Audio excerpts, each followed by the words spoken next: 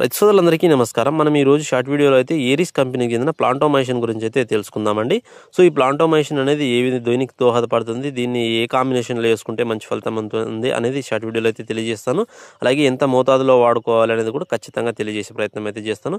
వీడియోని అయితే పూర్తిగా ఎండ్ వరకు అయితే చూడండి. అలాగే వీడియోని చూస్తున్న వాళ్ళు లైక్ చేసి మన ఛానల్ని సబ్స్క్రైబ్ చేయండి, ఫాలో చేయండి. సో వీడియోలోకి వెళ్ళినట్లయితే మనకు ఈ ప్లాంటోమైసిన్ అనేది మనకు ఏరిస్ కంపెనీ అయితే అందజేయడం జరుగుతుంది. ఇది మనకు మొక్కకు యాంటీబయాటిక్గా అయితే పనిచేయడం జరుగుతుందండి. సో మనకు మొక్కల్లో ఏదైనా తెగులు సమస్యలు అనేది మనకు మొక్కకు అటాక్ అవుతున్నప్పుడు దీన్ని మనం వాడుకుంటే మంచి ఫలితం అయితే ఉంటుంది. సో ఒక 2 సార్లు 15 రోజులకు ఒకసారి అయినా మనం కనీసం ప్లాంటోమైసిన్ అయితే స్ప్రేయింగ్ చేసుకోవాల్సి ఉంటుంది. సో ఈ ప్లాంటోమైసిన్ ఒక ఎకరానికి 100 గ్రాములు అయితే వాడుకోవాల్సి ఉంటుంది. దీన్ని మనము తెగులు మందులు మనం ప్రధానంగా ఏమైనా మిరప పంటలో కానీ ఇతర ఏ పంటల్లో కానీ తెగులు మందులు వాడేటప్పుడు తెగులు మందులు కాంబినేషన్లో వాడుకుంటే మనకు మంచి ఫలితం అయితే ఉంటుంది. నేనైతే నేటివ్ కాంబినేషన్లో అయితే ఈ ప్లాంటోమైసిన్ అయితే వాడడం జరిగింది. సో ఇది మనకు మొక్కకి యాంటీబయాటిక్లా పనిచేసి తొందరగా మొక్క రికవర్ అవ్వడానికి ఇది సమర్థవంతంగా అయితే పనిచేస్తుంది.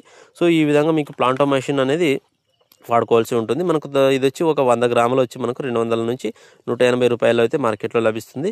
సో ఖచ్చితంగా మీరు ఏదైనా తెగులు సమస్య ఉందనుకున్నప్పుడు ఖచ్చితంగా ఫంగిసైడ్తో పాటు ప్లాంటోమైసిన్ అయితే తీసుకునే ప్రయత్నం అయితే చేయండి. మంచి ఫలితం అయితే ఉంటుంది. షార్ట్ వీడియోని చూస్తున్న వాళ్ళు లైక్ చేసి మన ఛానల్ అయితే సబ్స్క్రైబ్ చేసుకోండి. Thank you for watching.